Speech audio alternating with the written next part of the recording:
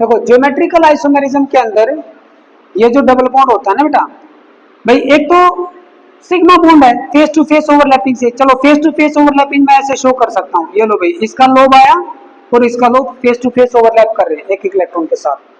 Side by side में क्या है, इसका एक अनहाइब्रिडाइज्ड ऑर्बिटल, ठीक है ना, वो आपस में क्या करते हैं, साइड बाय साइड ओवरलैपिंग करते हैं, ठीक है। तो ये जो रोटेशन ऑफ बॉन्ड, अगर मान लो ये साइड बाय साइड ओवरलैप कर रहे हैं, अगर मैं इसको रोटेट करने की कोशिश करूंगा, ऐसे सेम इसको बनाने की कोशिश करूंगा, तो ये साइड बाय साइड ओवरलैपिंग तो ब्रेकअप हो जाएगी। और साइड बाय साइड ओवरलैपिंग अगर ब्रेकअप हो गई तो मेरा तो ये कंपाउंड बचेगा ही नहीं, पाई बॉन्ड ही टूट गया, है ना। तो भाई इस पाई बॉन्ड को हम नहीं तोड़ सकते, नहीं तोड़ सकते तो ये रोटेशन भी अलाउड नहीं है। This is called, that is why geometrical isomerism is arised. Main reason क्या है, आइसोमेरिज्म इज अराइज्ड। क्या आपका डाउट क्लियर हुआ बेटा? जियोमेट्रिकल आइसोमेरिज्म क्यों अराइज होता है? Geometrical isomerism is arised due to restricted rotation, okay, around carbon carbon double bond, restricted motion. अगर ये हो जाता तो इंटरकन्वर्टिबल हो जाते, है ना, एक कंपाउंड दूसरी फॉर्म में जा रहा है, तो वो यहाँ पे ज्योमेट्रिकल आइसोमेरिज्म की कॉन्सेप्ट हम नहीं ला पाते, ठीक है ना। लेकिन ये कंपाउंड एक दूसरे के अंदर इंटरकन्वर्ट नहीं होते। क्या इस टाइप के कंपाउंड में भी कुछ ऐसा देखने को मिल रहा है? ये जो बॉन्ड है, ये वाला बॉन्ड, इन बॉन्ड की वजह से देखो भाई, अगर मान लो इसको ऐसे करके ऐसे रोटेट कर देते तो ये कंपाउंड और ये कंपाउंड, भाई ये वाला बॉन्ड टूट जाए, ये वाला बॉन्ड ब्रेकअप हो जाए, ठीक है, ये वाला बॉन्ड ब्रेकअप हो जाए, एच मेरा इधर घूम के इस जैसा हो जाए, ये बॉन्ड टूटेगा तभी तो ऐसा होगा ना। But this sigma bond due to its rotation can not break. उसको इतनी एनर्जी नहीं मिलती है उस रोटेशन में कि भाई सिग्मा बॉन्ड के अराउंड यहाँ पे मैं रोटेशन करवा दूं और इसको ब्रेकअप कर दूं और ये सेम हो जाए। This does not happen normally, okay. So here also there is restricted motion, or you can say there is restricted rotation is not allowed, okay, rotation is not possible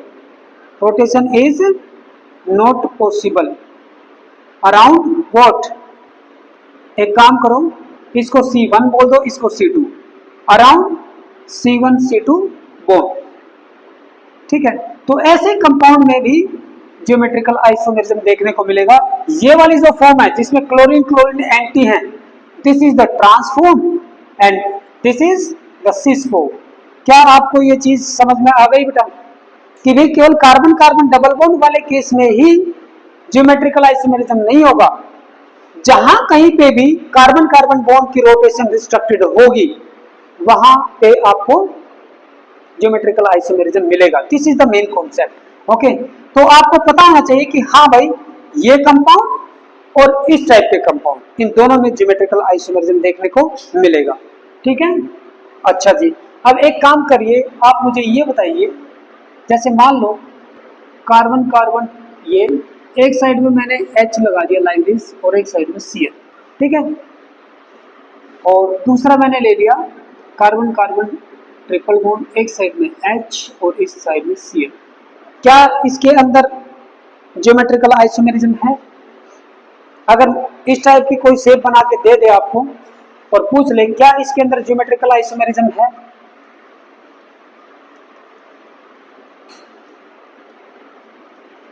क्या ये molecule ऐसे exist कर सकता है? नहीं, it is a linear molecule. Actual में ये ऐसे होगा बेटा, ठीक है ना, इसको हम ऐसे डिनोट करेंगे, it is a linear molecule. तो ये भी ऐसे ही होगा, ये लीनियर मॉलिक्यूल ही होगा ऑलवेज, ठीक है। This molecule and this molecule are same. अगर मैं इसको ऐसे कर दूं, Cl ऊपर नीचे H, तो क्या ये डिफरेंट है?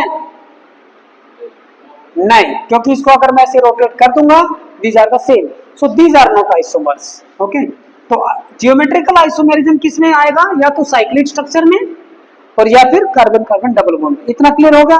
चलो अब हम आगे बढ़ते हैं ऑप्टिकल आइसोमेरिज्म की ओर। ये नोट डाउन हो गया।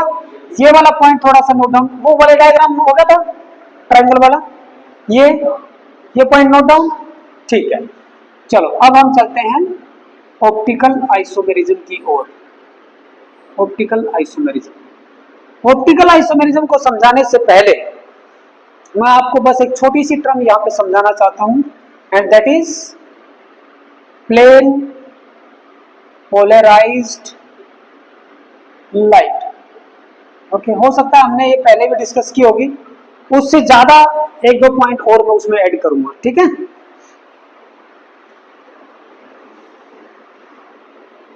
क्या नोट डाउन कर रहे हो? ये वाला डबल बॉन्ड रोटेशन, ठीक है। चलो अब इधर ध्यान दो, कम ऑन।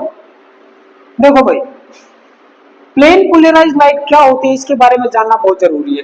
कोई भी light source, point light source, जब उसमें से एक वेव परपेंडिकुलर टुवर्ड्स अस, अगर वो हमारी तरफ आ रही है, वेव हमारी तरफ आ रही है, ओके, परपेंडिकुलर आउटवर्ड, तो उसमें से इलेक्ट्रिक फील्ड और मैग्नेटिक फील्ड ऐसे एक दूसरे के परपेंडिकुलर होंगे, and both are perpendicular to the direction of propagation. Our wave is coming out like this, बाहर की तरफ। ये इलेक्ट्रिक फील्ड है और ये मैग्नेटिक फील्ड का वेक्टर क्वांटिटी है, दोनों के दोनों, ठीक है ना। हम यहाँ पे ऐसे शो करते हैं ना, this is the propagation, wave is propagating in this way, okay, this is X axis, ये Y axis, and this is Z axis. तो भाई perpendicular to this in the Y Z plane, like this, in the y-x plane, there is one component, it may be electric field or it may be magnetic field, okay.